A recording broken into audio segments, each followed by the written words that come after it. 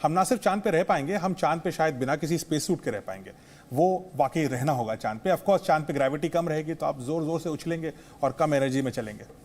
अच्छी बात है फिर आपको ज्यादा जब मतलब आपको और वजन घट जाएगा तुरंत। हाँ, 1/6 हो जाएगा। तुरंत वजन घट जाएगा। मुझे तो बहुत जरूरत है चांद पे जाने की। हम सबको जरूरत है वजन घटाने के लिए, चांद पे चलेंगे।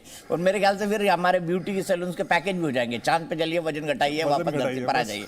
पता नहीं आगे क्या क्या होगा, दुनिया इसी तरह से चलती है। इसीलिए ज्ञान, विज्ञान और प्रज्ञान पहुंच चुका है चंद्रमा पर इस वक्त, और प्रज्ञान अपना काम अब से कुछ देर बाद शुरू करेगा। बात को आगे ले जाता हूं, बात को आगे यहां से सबसे महत्वपूर्ण क्या है? सबसे महत्वपूर्ण मैक्स मूलर का एक बयान है। जर्मन स्कॉलर थे मैक्स मूलर, जिनकी किताब को 100 साल तक चर्च के अंदर बंद रखा गया। उन्होंने भी यही कहा था, जो सत्य था, जो मैक्स मूलर ने लिखा था, चंद्रमा ही काल गणना का पहला साधन था। सूर्योदय के बाद नक्षत्रों और तारों को देख पाना, उसके बारे में अनुमान लगाना मुश्किल था। भारतीय विद्वानों ने चंद्रमा के आधार पर ही दिन, पक्ष, मास और साल की गणना की। ये मैक्स मूलर ने लिखा था।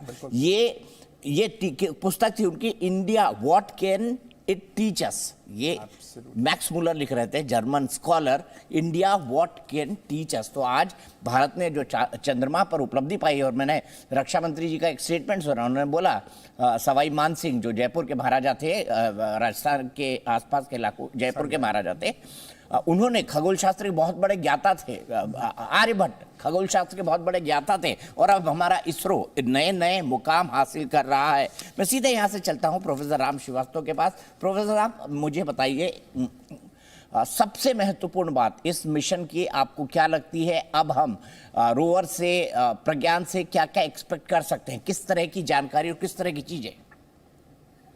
प्रज्ञान से जो अभी हमको